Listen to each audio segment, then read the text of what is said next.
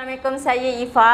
Dan saya Awi. Anda sedang menonton rancangan Purple Talk Season 1 Episod 4. So, hari ini kita nak mengupas sedikit sebanyak tentang tabiat buruk segelintir orang yang menyebabkan kerosakan pada gigi. So, ramai orang tak tahu tabiat diorang ni sebenarnya boleh merosakkan gigi. Betul tak, Awi? Betul. Lagi korang yang tak reti nak jaga gigi tu, mohon cek balik lah. Teruk tu. Ya ke? Macam Awi, sure ke Awi tak ada tabiat yang buruk? Sebenarnya ada, tapi kalau cerita rasa macam buka aib sendiri. Kena cerita ke? Cerita je lah, share lah sikit. Okey. Kalau macam saya lah Ifah, saya ada satu tabiat. So bila tengah tidur tu kadang tu suka nak gesek gigi, tak tahu kenapa. Gesek gigi? Lagi kalau macam sebelum tidur tu macam tu. Okay, tu sebelum tidur ke masa tidur? Kadang-kadang semasa dan juga selepas. Oh, maksudnya semasa tidur tu tak sedar ke ataupun memang saja je? Kadang-kadang sedar, kadang-kadang tak sedar Ifah. Kenapa Saya pun tak tahulah. Tahu tak? Nama pun tabiat buruk. Macam mana saya nak explain ke Ifah? So, apa yang Awi dapat daripada buat benda tu? Kadang-kadang dia rasa menyeronokkan, kadang-kadang rasa menyesal. So, okay. Bukan Awi saja, tapi Ifa pun sebenarnya ada tabiat buruk tau. Sebenarnya kita dah tahu macam Ifa, semua orang dah tahu cara berus gigi membulat, okay, ataupun melintang. Tapi melintang. Okay, sorry. Atas dan bawah ataupun membulat. Tapi Ifa gosok gigi, tetap degil juga nak gosok gigi melintang. So itu tu tabiat buruk juga. So ada dia punya kesan buruk. Kalau korang nak tahu, kejap lagi kita akan bawa masuk Doktor Hilwa. Okey, Dr. Hilwa. So dia akan terangkan kenapa tak boleh buat, kenapa tu digelar tabiat buruk. Okey, apa kesan-kesan daripada tabiat buruk tu. So korang jangan lupa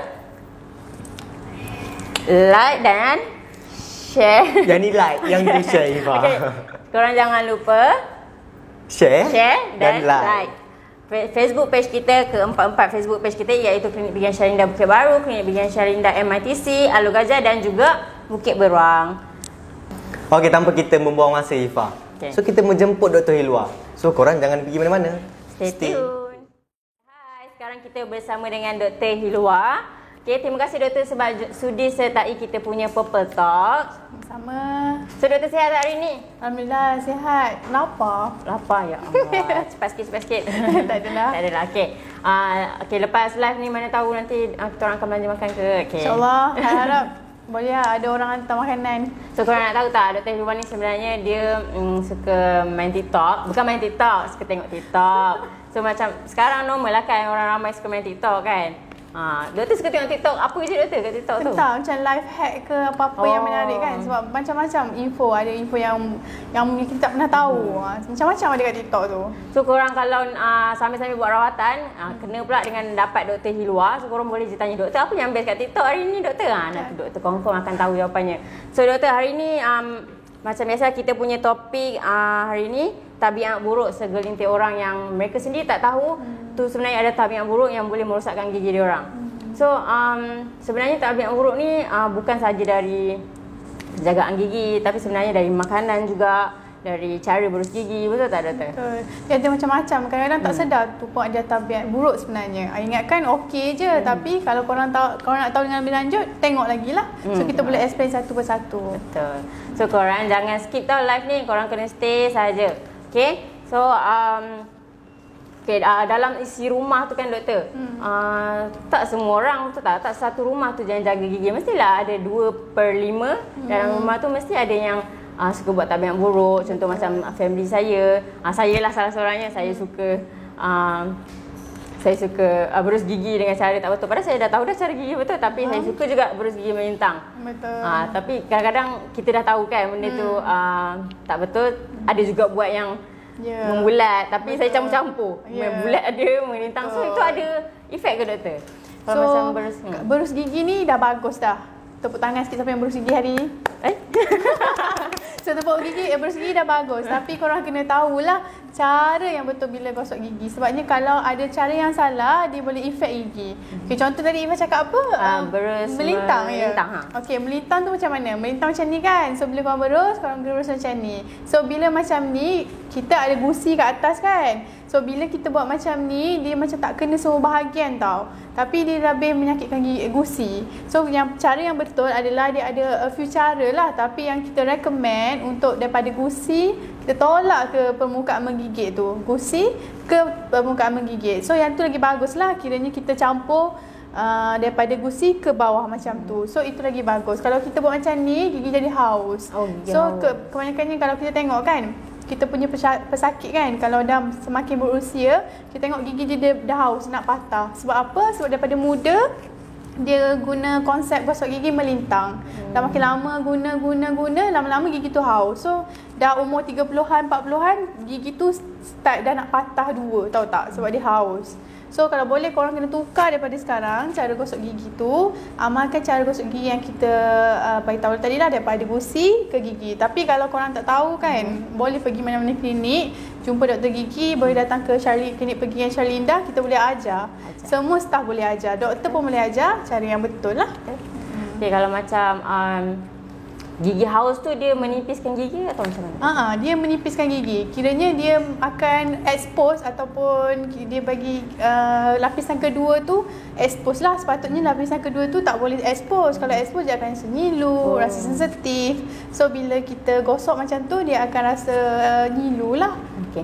So sebenarnya Ifa ni still lagi gosok secara melintang. Gosok dah betul dah, tapi rasa macam tak puas tu yang gosok melintang tu rasa macam nak tambah gosok melintang. Sebab apa? Sebab dari kecil Mimi dah selalu buat, dah jadi tabiat lah sampai ke besar dibawa. So pentingnya cara berus gigi dengan betul kena pupuk daripada kanak-kanak lah. Kalau ada anak-anak, ada adik-adik, boleh ajar dengan cara yang betul. So nak besar nanti diorang tak adalah jadi macam Ifa. Okay.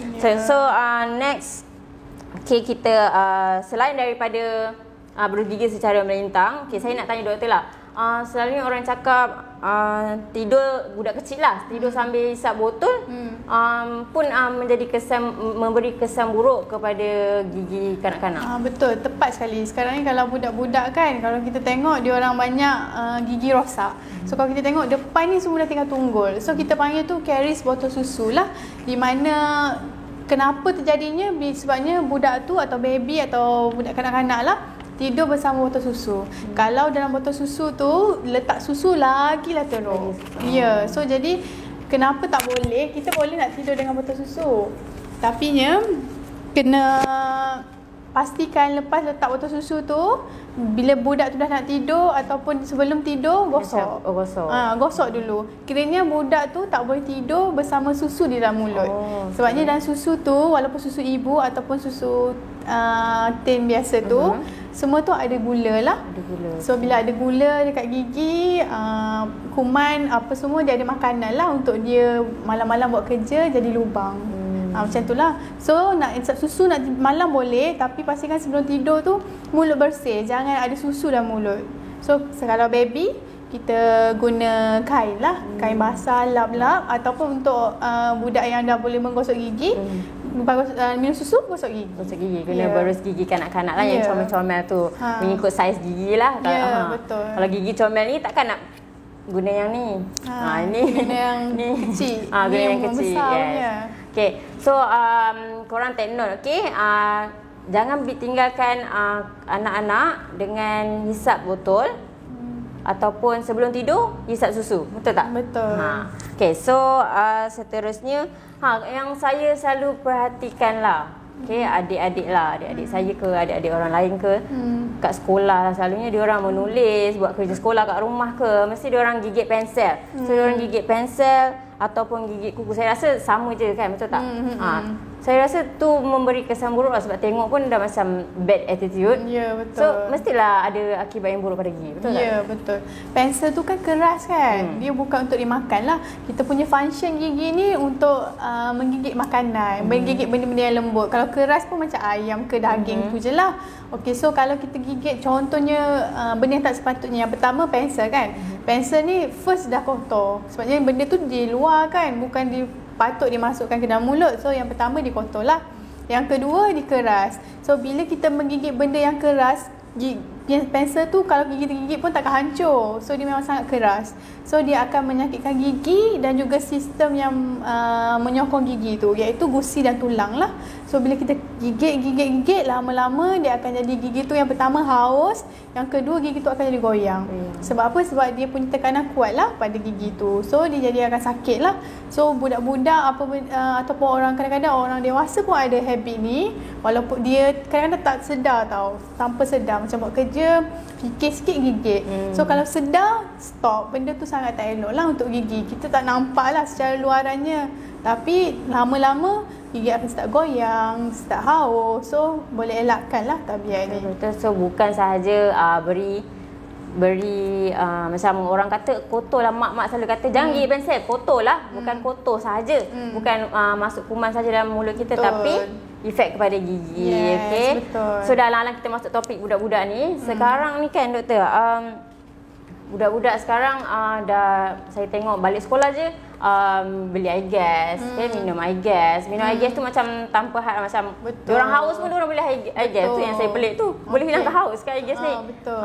Tapi setahu saya bukan kanak-kanak je kan yang tak boleh minum air gas. Orang dewasa pun sama. So air gas ni kita tahu kandungan gula dia sangatlah banyak kan. So sebab itulah dia adiktif kan. Kita macam nak macam tak puas, sentiasa nak. Okey, jadinya sebab dia kandungan gula yang sangat banyak tu, dia boleh merosakkan gigi lah. Dan satu lagi, air gas tu dia ada asid kan, kandungan asid dalam tu lah. Jadinya bila kita minum, dia sebenarnya sikit-sikit dia menghakis gigi. So bukannya tak boleh, boleh je nak minum. Tapi kalau boleh kita minum macam limit kan, macam sebulan sekali ke, 2 minggu sekali ke. And then kalau nak minum tu, kalau boleh guna straw lah. So dia direct masuk dalam kita punya perut lah. Means tak ada, kurang sikit lah efek kepada gigi. Dia still ada efek, tapi kalau nak minum, saya nasihatkan lah, better kita guna straw lah.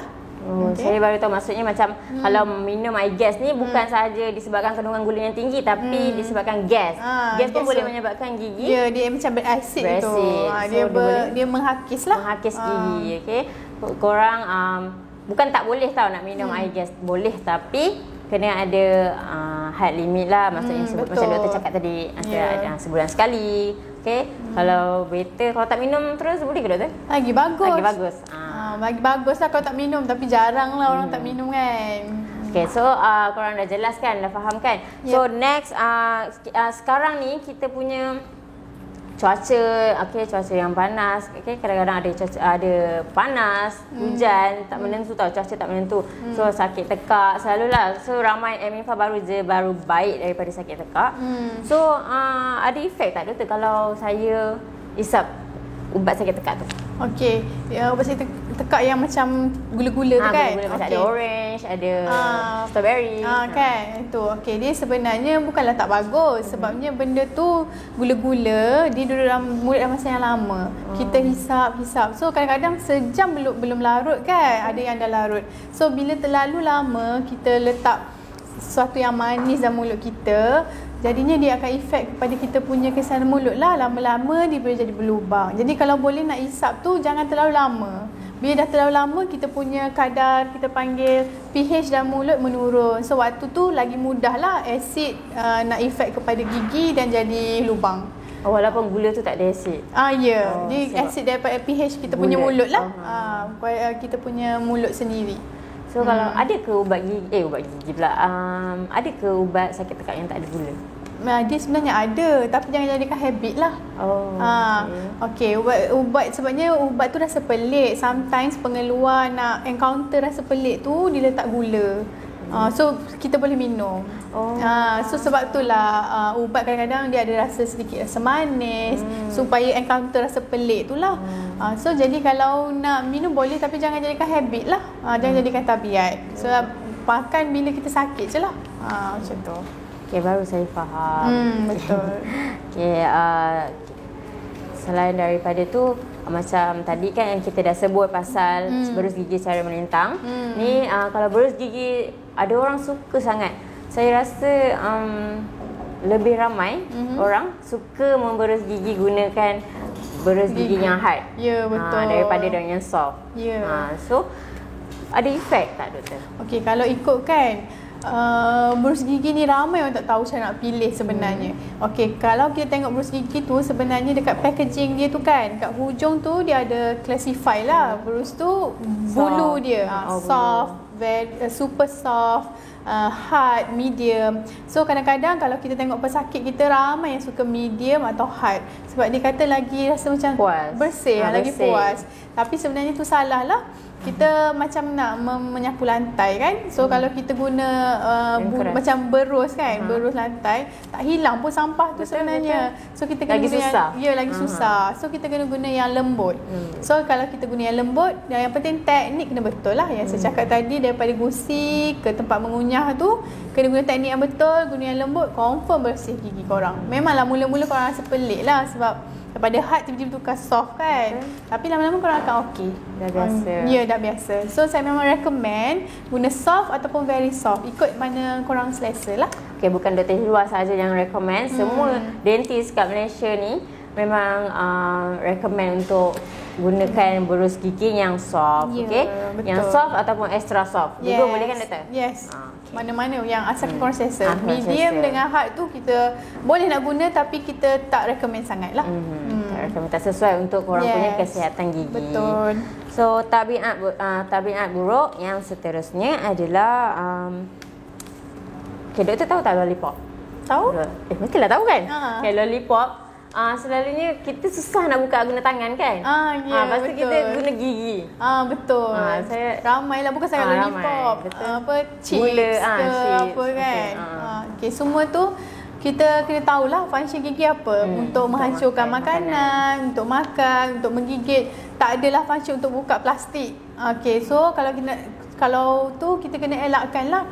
Sebab kadang-kadang dia boleh pecahkan gigi sikit. Tapi plastik tu tak keras doktor, macam mana memang boleh tak pecah keras tak? tapi dia susah nak koyak kan. So kalau boleh kita nak elakkan. Sometimes orang guna gigi depan.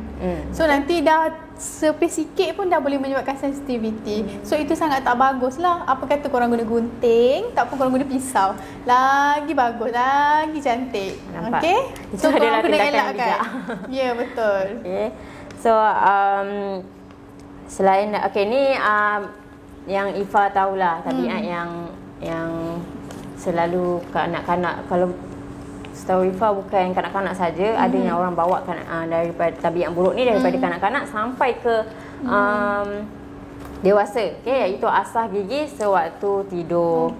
So asah gigi ni kalau korang tak tahulah dia macam mana doktor asah gigi? Asah gigi ni kalau nama kita panggil medicalnya kita panggil bruxism lah. Dia asah gigi maksudnya bila kita tidur kan, sometimes kalau kita ada partner, contoh suami atau isteri, akan dengar kita bunyi laga gigi itulah. So kadang-kadang kalau orang Melayu cakap dia mimpi lah, macam itulah tu orang Melayu punya. So dari segi faktanya dia sebenarnya tak unknown lah. Ada beberapa faktor. Dia boleh jadi daripada genetik, dia boleh jadi psikologi, daripada fizikal. So dia ada pelbagai-bagai jenis lah. Ada orang sebab dia anxiety, anxious, dia boleh jadi stress. Kadang-kadang dia nak cope tidur dia macam tu lah. So kita unknown dia punya sebab apa. Tapi ada orang bila tidur dia akan laga gigi. So bila laga gigi ni tak baik. Sebabnya apa? Dia kuat tau. Dia akan yang betul-betul laga tu sampai korang, kalau kita sebagai dentist boleh nampak yang dia tidur dengan laga gigi. Sebabnya dia sangat obvious. Dia punya gigi akan jadi rata dan pendek. So bila macam tu dia dah expose lapisan kedua yang tak sepatutnya expose. So bila benda ni jadi, apa yang tak sepatutnya expose dia akan jadi sensitif lah. Sensitif dan gigi pun mudah patah. Macam ada asah gigi tu, maksudnya sebahagian gigi saja atau semua gigi? Dia biasanya semua gigi. Dia akan nampak semua gigi nampak rata dan rendah daripada normal lah. Jadi ni sebenarnya kalau berterusan tabiat ni bukanlah bahaya, maksudnya tak elok lah. Dia akan jadi makin hakis dan kadang-kadang orang bangun pagi tu rahang dia sakit. So kalau macam ni dia tak boleh cope dengan macam jangan tidur macam ni ke bukan. Biasanya kita akan bagi dia mouth guard. So boleh datang kat klinik, nanti kita boleh consult lebih lagi lah apa itu mouth guard, macam mana nak atasi bruxism semua ni lah. Tapi dia memang tak bagus lah, kadang-kadang dia boleh menyebabkan sensitivity. Betul. So korang lepas dah tengok live ni, aku macam tu lah, anak aku macam tu lah, adik aku macam tu lah, macam mana okey, korang jangan risau. Macam Dr. Hilwa ada cara penyelesaiannya. Korang boleh je pergi kat klinik-klinik yang berdekatan. Klinik Syalinda pun ada cara penyelesaiannya. Kita boleh pakai mouth guard. So doktor akan terangkan macam mana nak cara pakai, bila waktu yang perlu pakai. So korang jangan risau, okey. So korang nak tahu lebih banyak lagi topik mengenai dengan tabiat buruk yang menyebabkan gigi rosak. So korang stay tune. Selepas ni kita ada bersama dengan Awi. Jangan lupa tau. Bye, stay tune.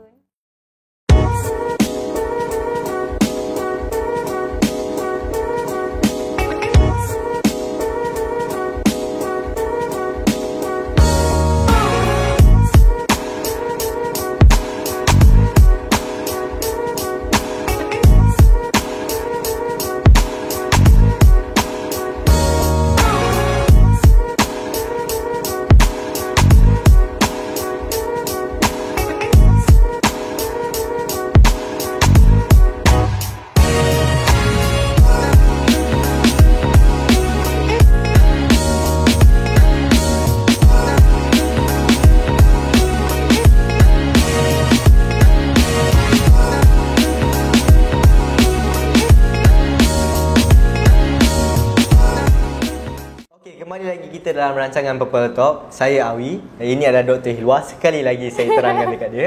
Okey, so sebelum saya sambung, korang jangan lupa share dahulu, like semua 4 page kami. Dan jangan lupa tekan komen. Komen lah apa-apa yang korang nak tahu. So mana tahu sebelum lepas-lepas ni kita boleh berjumpa lagi. Okey? Okey doktor. Yes, so tadi saya tengok doktor borak dengan Ifa. Wow. Sangat-sangat menakjubkan. Kan. Lontar kau soalanmu, lontar. Awalnya nak masuk soalan. Okey doktor. So saya nak sambung lah. So untuk soalan saya yang seru. So saya nak tanya lah doktor.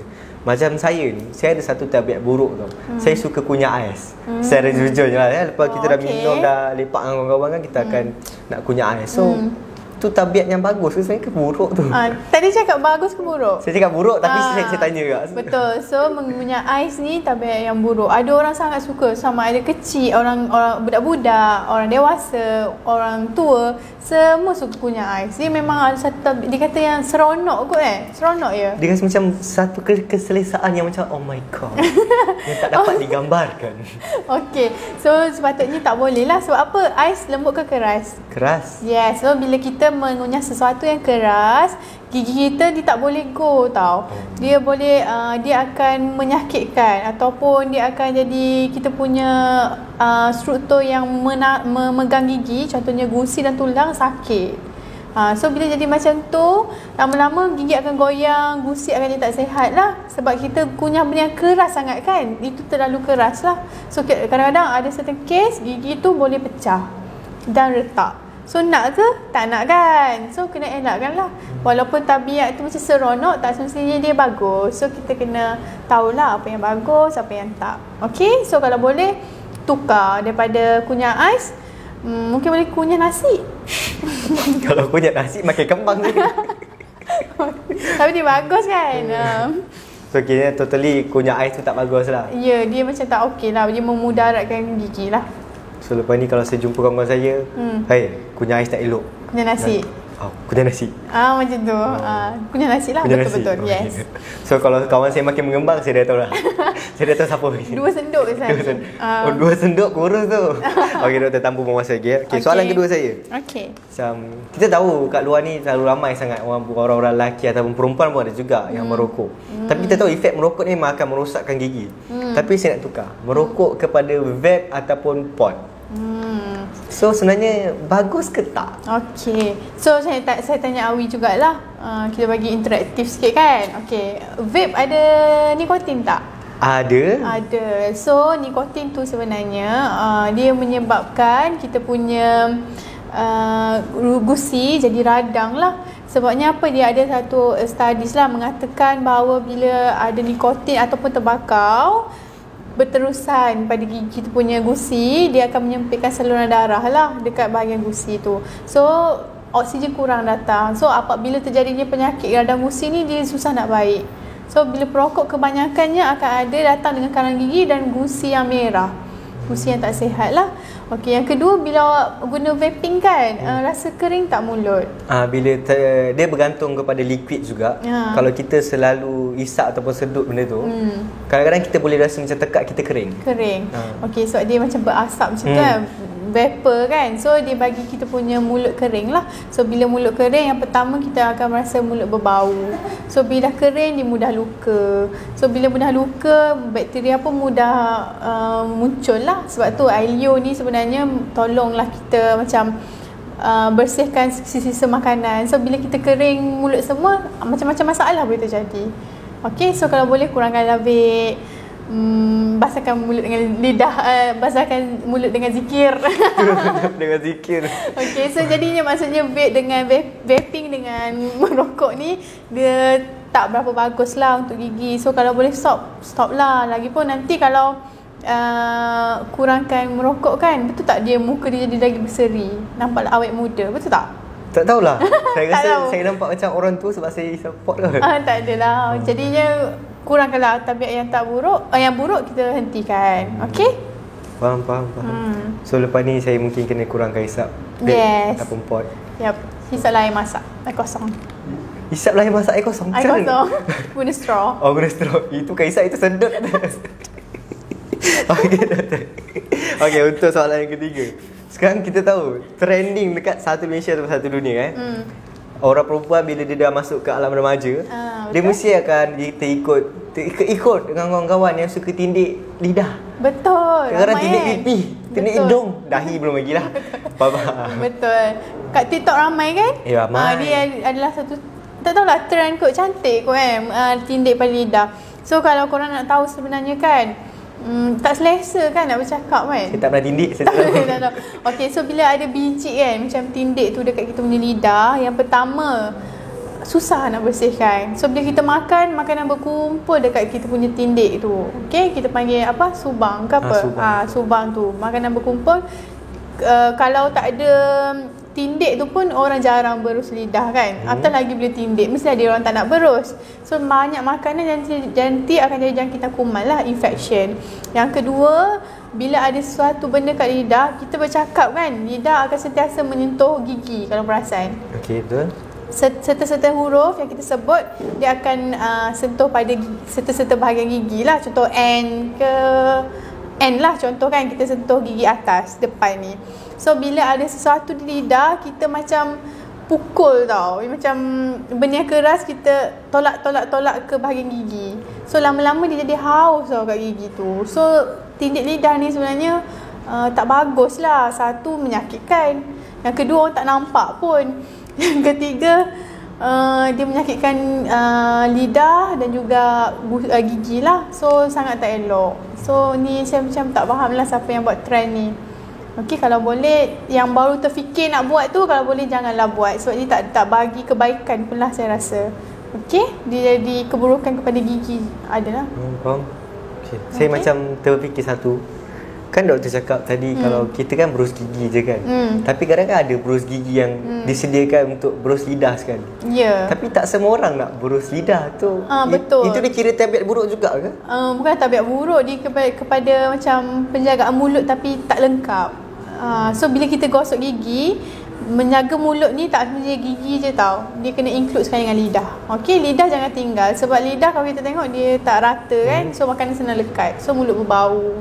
Macam tu lah. So gigi lidah yang sihat dia warna pink-pink sikit. Kalau korang tengok cermin sekarang, keluarkan lidah, kalau warna putih tu maksudnya korang kena gosok. Okey, kita tengok kalau putih-putih tu kena gosok. Okey, yang okey ni warna pink lah. Oh, yang okey warna pink je lah. Bukanlah pink gila. Maksudnya bukan putih. Macam kemerahan normal lah. Yes, kemerahan normal. Kemerahan normal lah. Yes. Okay. Jadi korang jangan lupa gosok lidah dan jauhi tindik lidah. Jangan tindik lidah. Yes. Tindik telinga tak apa. Betul, tindik telinga tak apa. Okey doktor. saya ada satu lagi tabiat. Saya rasa ramai je lelaki macam orang banyak betul tabiat awak Saya banyak tabiat sebab yelah saya pun kan berkawan dengan orang muda, orang tua. So bila tengok diorang buat, kita rasa macam nak mencuba. Yelah remaja kan.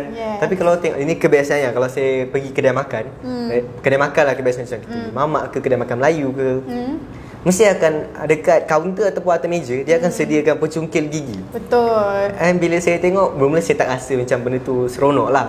Tapi bila tengok kawan-kawan buat, pakcik saya, saudara mara, orang-orang sekeliling buat benda tu, kita nak mencuba. Betul. Dia rasa seronok, tapi kadang-kadang dia jadi kebiasaan. So tu dikira tabiat buruk juga ataupun benda biasa je? Dia sebenarnya kita nak keluarkan sisa-sisa makanan tu kan.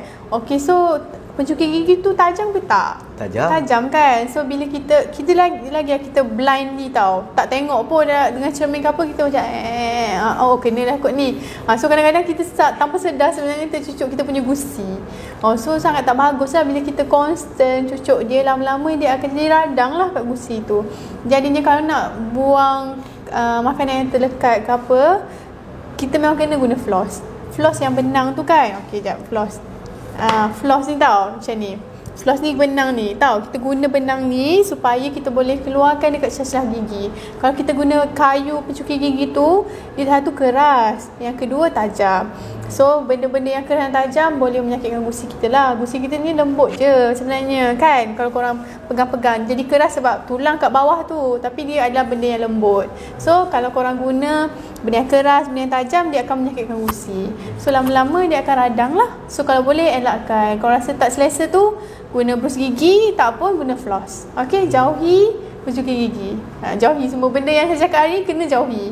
Okey, guna floss. Jauhi floss. Bukan. Jauhi pencungkil gigi. Okay, dekati floss.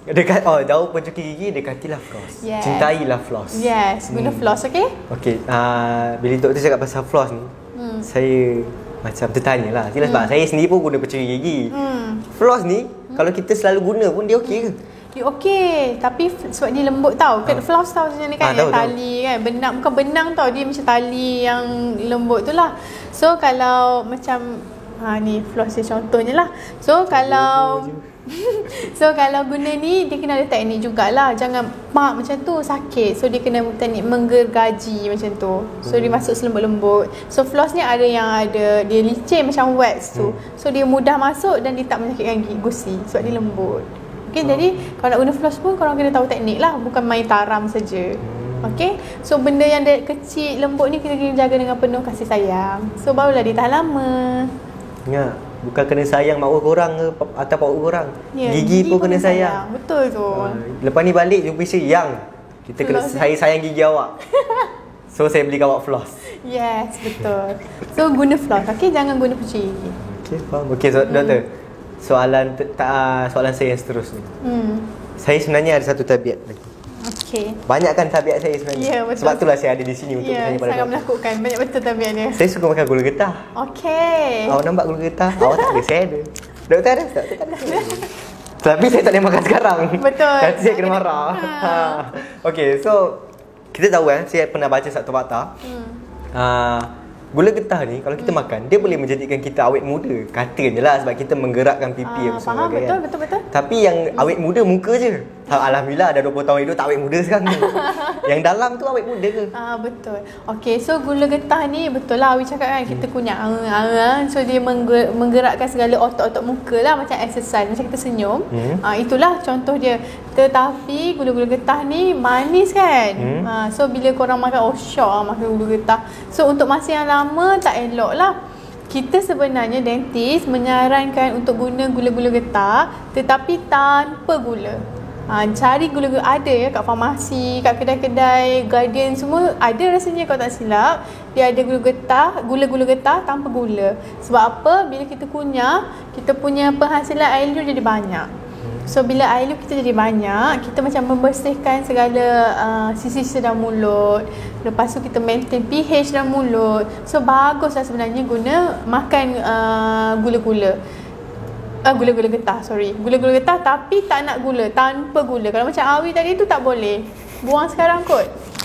Yang ni tak boleh sebab dia ada Gula. Yang ni tak boleh sebab dia ada gula. Kita nak gula-gula getah tanpa gula. Ada, korang boleh google. Dia semua di hujung jari kan ada. So itu sangat bagus lah. Dia boleh mengelakkan daripada terjadinya karies gigi berlubang dan juga awet muda lah awet cakap. Okay, so bagus. Amalkan. Tapi jangan ada gula tau. Ingat tu, gula-gula getah tanpa gula. Okay? So kalau makan gula getah tanpa gula, better stop je lah makan gula getah. Kenapa? Gula getah sedap sebab ada gula. Tak ada gula bukan gula getah tu. Boleh, dia rasa berangin, min. So itulah yang kalau yang lebih kepada berangin tu yang tak ada gula. Tak jugalah, yang untuk yang tak ada gula getah ni ada, tak naklah bagi rasa kosong je kan. So dia ada tak min sikit. So tak adalah orang rasa macam membosannya. Tak adalah, at least ada perasa sikit. Tapi bila saya dengar doktor cakap ada gula getah, ada gula merosakkan gigi, saya teringat macam saya ada macam contoh macam kawan perempuan saya, dia suka makan produk kan macam vitamin C, kebiasaan vitamin jatuh. Vitamin A macam tu kan. Kan dia macam dalam paket tu, lepas tu dia orang telan. Itu boleh mengefekkan gigi juga ataupun untuk memang okey saja. Okey je. Sebab dia terus direct dalam mulut kan. Tapi kalau macam vitamin C yang masam-masam tu, so dia asid lah. Benda-benda yang asid kan dia menghakis gigi. Tapi kalau yang direct telan tu macam kita minum air gula straw lah, direct telan. So dia kurang sikit efek pada gigi. Okay. So kalau boleh nak minum air vitamin C tu boleh, tapi janganlah terlalu kerap. Sebab dia benda-benda masam ni, dia lama-lama dia jadi gigi hakis. Macam kita makan asam, makan jeruk, benda tu sedap kan, sedap tapi dia jadi hakis gigi lah. Okay, sebab dia masam, asid. Faham. Okey, kita tahu dalam dunia ni ramai orang ada tabiat buruk. Tadi saya ada tabiat buruk, doktor ada tabiat buruk tak? Saya ada tabiat buruk, tapi tak dia tahulah. Mana boleh tahu. Mana boleh macam tu? Nampak tak? Doktor sendiri pun ada tabiat buruk. So kalau seorang doktor pun ada tabiat buruk, dan doktor pun menjadi seorang doktor gigi, doktor mengamalkan tak apa yang sepatutnya doktor amalkan? Mestilah. Kalau tak, kita nak educate orang, kita kena educate diri sendirilah. Yang saya tabiat buruk tu bukan pasal gigi, tabiat lain. Contoh, makan nasi 2 pinggan sehari. Tak adalah gurau je. So itu adalah kalau kita tahu kan, sekarang korang dah tengok kan hari ni kan. So korang kena amalkan lah. Apa yang saya cakap tak boleh tu janganlah buat. Okay? Faham. So Awi nak buat lagi? Saya kena kurangkan. Sebab kalau terus stop benda-benda macam tu, dia macam susah. So kita kena kurangkan. Betul. Slow-slow. Lama-lama jadi bukit. Slow-slow namanya tu. Wow, lain macam mata dia. Kena kecap lagi. Okay, so untuk korang, selepas apa yang korang dengar ni, korang mesti dah tahu apa yang patut korang buat, apa yang tak patut korang buat. Okay, so mana korang yang rasa macam gigi tu dah teruk sangat, korang rasa macam gigi aku ni memang dah tak boleh. Korang jangan rasa gigi korang tak boleh sebenarnya. Korang mungkin boleh datang chat dengan kita orang. Betul. Buat rawatan dengan Dr. Hilwa. Untuk korang tahu gigi korang tu boleh diselamatkan atau tidak. Confirm boleh selamat punya. Tak cuba tak tahu. Manalah tahu tiba-tiba tengah makan ayam, gigi tanggal kan. Betul. Tinggallah kenangan gigi. Tu jangan risau. Gigi palsu ada. Boleh. Boleh kan? Boleh. Macam-macam ada cara untuk ganti gigi. So nak tahu ke apa ke, datang je klinik gigi, berjumpa Awi ataupun saya. Jadi untuk sesiapa yang nak dapatkan rawatan dekat klinik pergian Syalinda, korang boleh komen dekat bawah ataupun korang boleh klik link dekat bawah ataupun dekat ruangan komen. So korang boleh buat appointment dekat situ. Jadi kita boleh berjumpa dan kita boleh berbincang untuk masalah gigi korang. Yes, betul. So jangan takut. Semua doktor gigi baik-baik.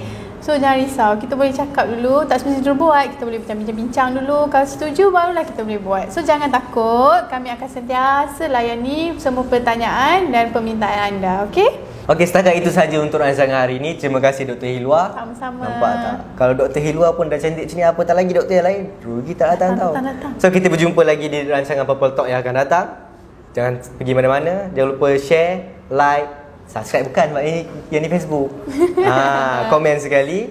So kalau korang nak dapatkan rawatan gigi yang terbaik, ciuman menawan anda bermula di klinik pergigian Dr. Syalinda. Jemput datang. Bye.